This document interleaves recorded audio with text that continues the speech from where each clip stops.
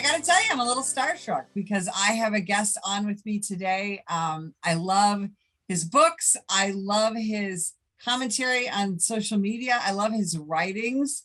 And he's a fellow Illinois kid, and I just absolutely love that.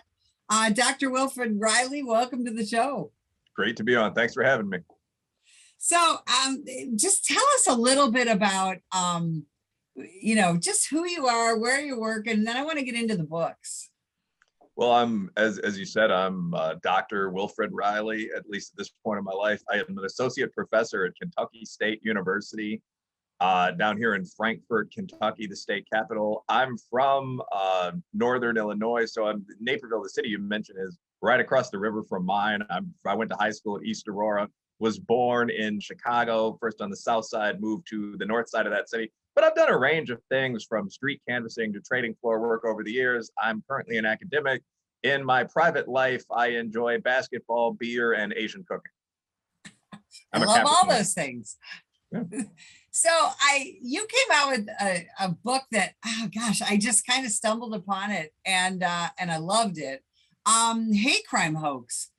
Why did you decide to write that? And talk a little bit about that. I think everyone would be interested in the book. Sure. So the inspiration for Hate Crime Hoax actually comes from being a Chicago guy who was in that grad student scene for a couple of years as I finished up my degree. Within that little world, there were 4 or 5 high-profile hate crime cases taken up by the Tribune, some reprinted in the Journal, so on. Derek Cockleen at the University of Chicago claimed that an entire hacker group, which he called the U-Shy Electronic Army, had taken over his social media, threatened him, as I recall, with anal rape, disgusting stuff. And so on down the line. I mean, at the University of Wisconsin Parkside, there were multiple nooses found scattered around the campus.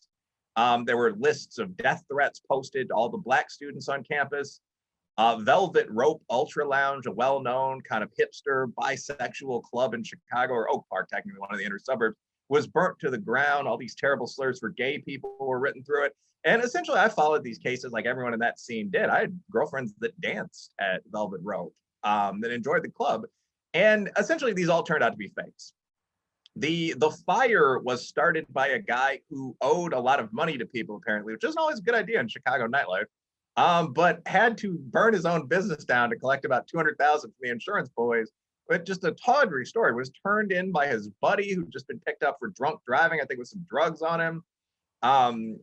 So at any rate, I went through these. I found out that every one of them was a fake. In the Wisconsin Parkside case, which I'd been following very seriously, I once applied for an academic job there.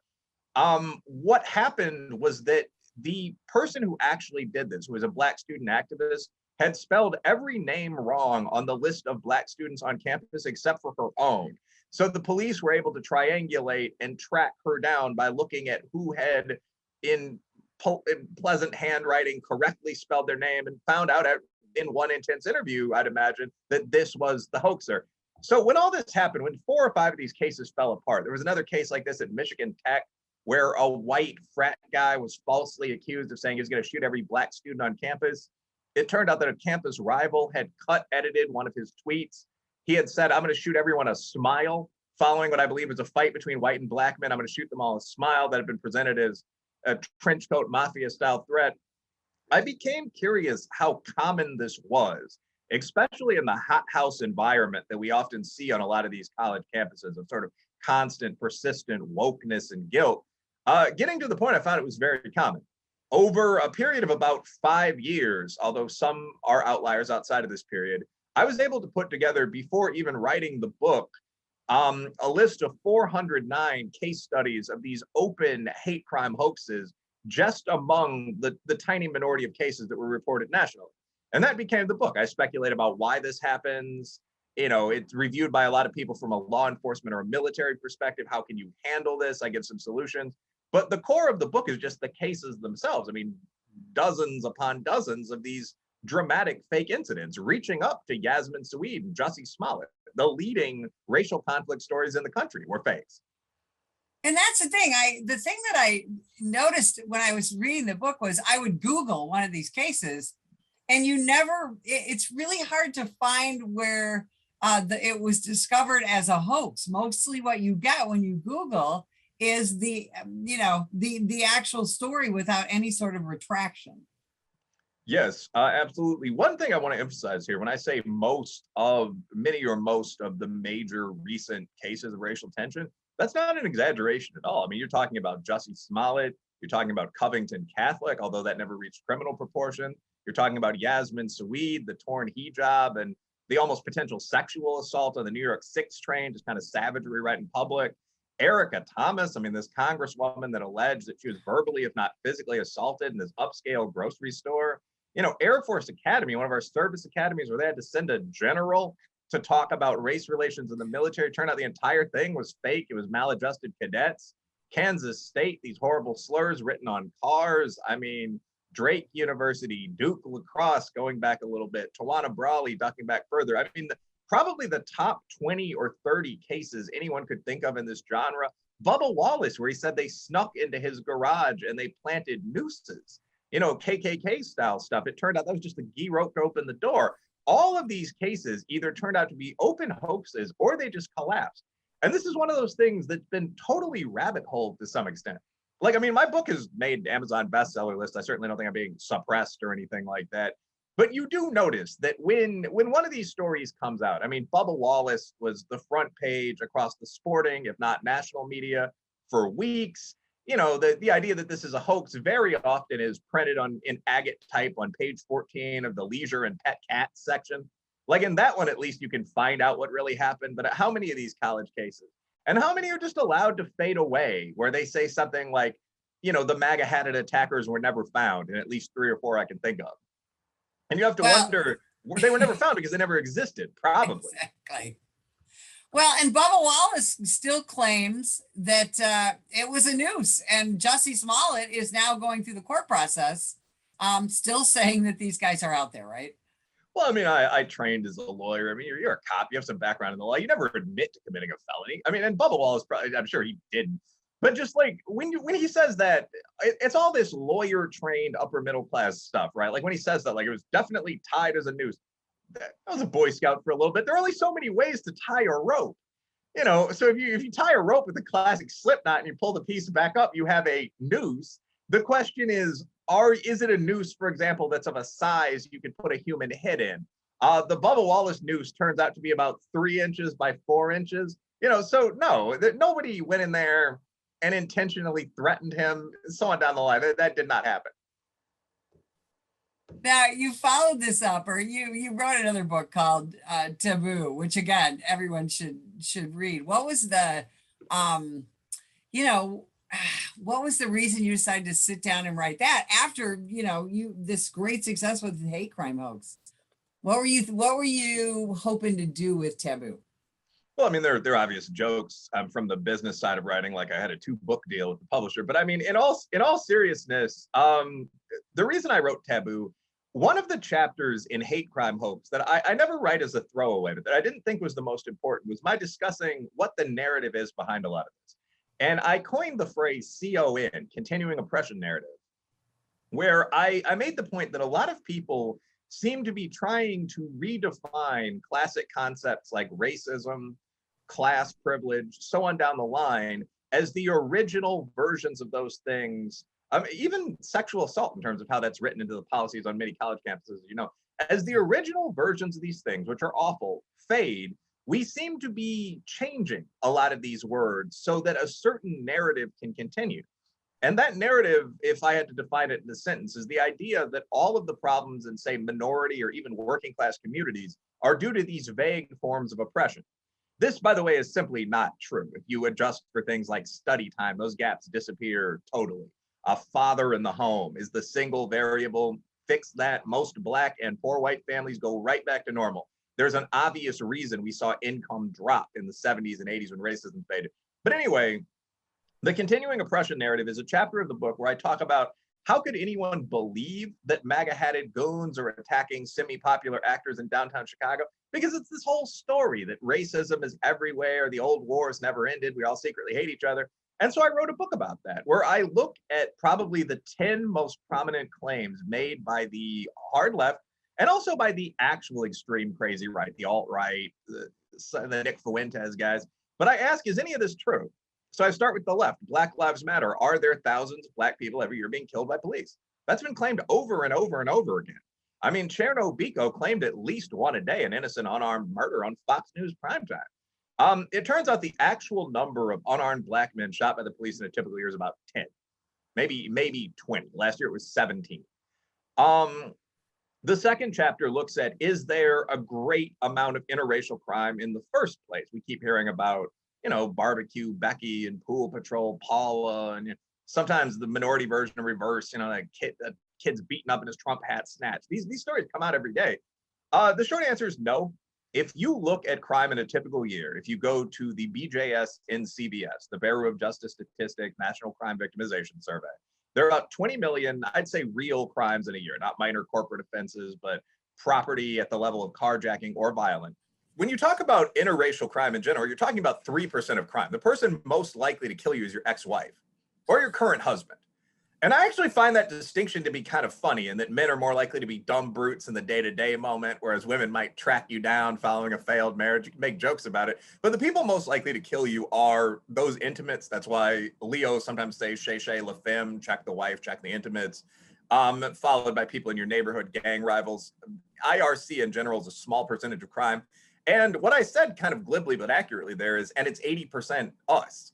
There are more whites, they have more money. So interracial crime in a typical year is going to be 70 to 90% Black on white, if we're talking about Blacks versus whites, as opposed to the reverse. So this chapter makes the point, one, nobody should panic or move in an alt-right direction. This isn't very dangerous, but it's odd that it's the Black left hyping it up. I mean, the simple numbers indicate this cuts the other way. And I go from there into other concepts like white privilege, which is almost entirely social class. If you conduct, there's a study online, Check Your Privilege, which was designed by, I believe, Yale graduate students that led the BuzzFeed website for months. If you do, you'll find your score correlates almost entirely with how much money your father and mother make. It has absolutely nothing to do with race. The Black-white gap with class adjusted for was like 3 points. So, I mean, some Southside Chicago guy with the cloverleaf tattooed on his neck is not magically privileged over, Malia Obama. But so that's a chapter where I talk about how you can test these things, the basic tests for racism, privilege. Are these very prevalent in our society? No. I devote another chapter to what's called cultural appropriation. I move into the crazy right. And again, some of those claims, like diverse societies never work, like Rome. I mean, as opposed to monoracial gyms like Somalia, like you have to say things that are true. And a lot of these claims, if you're not saying there's a 2% negative impact of diversity, but instead big diverse countries don't work, you're just wrong. So I break down some of those points. I go into immigration, why it's so important to have a US national identity. And that's actually what I close with. Those are the last two chapters. But the point of the book is basically, these are the things that you're not supposed to discuss at cocktail parties. Now we're going to discuss them. What percent of what we normally hear is true? It's incredibly low percentage point, 5. When it comes, I made that number up, but when it comes to these issues, Black Lives Matter, the hyper hard right, the modern feminist movement, trans activist movement, many of the things that are said by quote unquote experts, like biological sex is a complicated and tricky business, or even race doesn't exist. I devote 3 or 4 pages to each of those. Many of those things are not true in any real standard sense of that word. And that's the point of the book, getting back to truth. What do you think law enforcement can do, and law enforcement supporting citizens? What can they do to fight this false narrative that American law enforcement is going out and daily murdering unarmed Black men? What do you think we could do better? I think that, to some extent, first of all, for active law enforcement officers, where, the chief or your individual chain of command, they're probably going to have some things to say about you speaking out in the mass media. To some extent, watch the 6 of other people on your team and just keep doing your job and trust the citizenry to help you out. I would never encourage people. This is something that's actually fairly important. I don't encourage people to get fired for engaging in these debates. I have friends that are in Chicago police, fire, so on, and it's very obvious what would happen to some extent if you were an outspoken, speaker of truth on this. For someone who may be moving toward retirement in law enforcement, or someone who's someone's wife, or just an ordinary citizen who's really not running much risk, because shift supervisor in the plant or whatever, a tenured teacher, just tell the truth. This is, I think, the one thing that's amazing as you mentioned, I'm very active on Twitter and similar social media. And those platforms and the linked up platforms like SurveyMonkey allow you to anonymously survey very large groups of people. And I have a pretty diverse audience, obviously in racial terms, but also the friends of a lot of people on the left that I've dated or hung out with or knew in Chicago, probably 40% liberal, 55% conservative, 5% nonsense. But I mean, I've asked questions openly using SM or using Twitter. Like if someone were to, I mean, no offense with this one, but this is one of the examples. If someone were to be a fully biologically male championship athlete and were to begin without surgery to declare themselves to be a woman, wearing dresses and so on down the line, would you perceive them to be a woman? The question was asked with no hate. It was just, would you or would you not? And 99.2% of people, as I recall, said, no, I wouldn't. I don't hate the person. Mental illness care is a real issue, but that you're not a woman. Women have vaginas and so on down the line. Some of the women were very explicit about this, what they can do and so on. But I mean, then 0.8% of people said, well, yes, that would be a woman. And I think that very often those are the kind of patterns that actually exist in society. I think that a lot of normal middle-class taxpayers feel they can't say things because they'll be shouted down or everyone will disagree with them or something like this. But in reality, almost everyone agrees with you, but is just feeling the same fear. So I encourage people to just talk. That's like the whole "the emperor has no clothes" story. When you see some of this stuff, like people saying, well, the sexes don't exist, or people, we've spent 20 years listening to our generals defend the Afghan army, a proud, trained force of fighting men. And I'm a pistol instructor for the NRA. I know how to use a weapon. I've watched them, and I don't think they know how to use weapons all that well. So, I mean, it was very apparent, this thing you couldn't say. And then the war came and the war took a week. So when you see facts like this, speak up, and you'll find that the majority of people agree with you. That's not going to apply, interestingly, to actual racism or anything like that, because most people aren't bigots. But if you say something like, no, the police in our town are not killing hundreds of people per year, everyone is going to agree with you because that's real information you can find online. So for those in any position that can speak out, do it. Say the truth. And I think you'll find the vast majority of people agree with you. So I have to ask you, as a fellow former Chicagoan, what do you think is the answer to saving our city?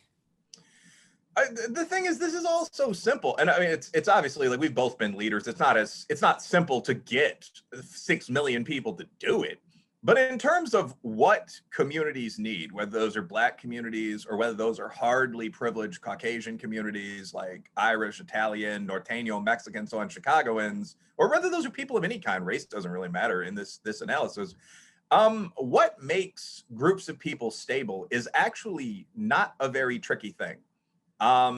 Two-parent families, for example, are in fact the biggest predictor of how safe and stable a neighborhood is going to be. Do you have a lot of two-parent families, and do they own rather than rent?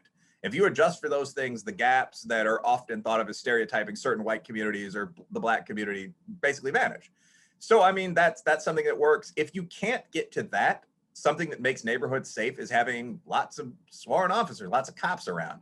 I mean, it really is. The Freakonomics talks about this, and it's two left-wing authors. They obviously don't like admitting it, but what reduced crime about 45% between 1993 and today? I mean, they throw out some wacky ideas, abortion and so on, and then they just say, oh, and by the way, we doubled the size of the police forces across these cities, and each increase perfectly matches the decreases in crime that we saw. So, I mean, that is another thing. Enforcing the law. So it's not just a matter of how many officers you have, it's whether they are, the thing I would keep track of if I were writing a major paper on this, I don't have to right now, but it's an interesting topic, crime rate increases. It's more police stops really than the number of officers you have.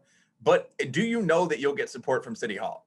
If you see a guy standing on a street corner who might have a gun in his pocket, could be a phone, could be a beer bottle, do you stop him, put him up against a wall, risk confrontation with those around him? That is almost entirely based on support from the civilian infrastructure in the city. If you know that if that guy does have a gun and he shoots at you, but he misses, and then you shoot him, and that's a fatal shoot, if that happens, you're going to go to jail. You're not going to do that. You're not going to make the stop. You're just going to drive on by. So, I mean, what could Chicago do? Encourage healthy, normal behavior would be number one. Again, make all the nurses live in the city. That's how you get stable, middle-class, home-owning neighborhoods. More cops, support the cops. One thing I would say, listen to what actual people in those Black and Irish, et cetera, communities are saying. There tends to be this unwelcome in the hood group of activists from the local college that swarm all over every urban policy scene like this that I've ever seen. And that is who I think was very involved in the Chicago Black Lives Matter and Antifa and so on demonstrations. This goes back to Occupy Chicago. Actual Chicagoans, I mean, there was a study recently that was printed in Newsweek that looked at people in the Windy and a couple other big cities, and they found that 81% of African Americans want more cops. They want more, they want more stable law enforcement. They'd prefer, they'd prefer to some extent Black officers or white guys from the same city, but the 1 in 1,000 risk of getting hit in the head by a cop is viewed as much less serious than the 1 in 1 risk of getting shot if there is active gang activity in your neighborhood. So the city should listen to what people are actually saying and should do basic things like enforce the law, as opposed to pantomiming along with these stupid liberal ideas, like make sure you wear your mask when you go to the riot. Like that's not really going to do much. So true. Doctor, I wish we had about 2 more hours to talk, but tell people, where can they find your books and where can they follow you on social media? I'm extremely findable. If you Google Wilfred Reilly, it's WILFRED REILLY. You'll find my Twitter, Facebook, the websites I'm on, so on down the line. My books were both, at least for a couple of days apiece, national bestsellers on Amazon. So, I mean, you can find Hate, Crime, Hoax, or Taboo. These aren't my niche academic publications. You can find them just by clicking on the Amazon website and searching me. But I definitely encourage people to follow me, add me, come talk to and argue with me. Absolutely. Thank you so very much for spending time with us. And if you would like more information about the National Police Association, visit us at nationalpolice.org. Ma'am, put the gun down! Put the gun down! Last year, law enforcement officers were involved in hundreds of thousands of use of force incidents. A use of force incident is when an officer must use nonverbal tactics to gain control of a dangerous situation. Put the knife on the ground. In many cases, officers have no choice but to use force when a suspect doesn't comply with a lawful order. Use of force is always ugly. No one likes it, especially police officers. Together, we can help de-escalate these dangerous encounters. Help police officers by complying with their lawful orders. Don't attack, attempt to disarm, or flee from an officer. Use of force is an officer's last option. Most incidents can be avoided by not resisting arrest. If you feel you've been wrongfully detained by a police officer, then seek a legal solution after the encounter has been resolved. Let's keep everyone safe. Comply now and complain later.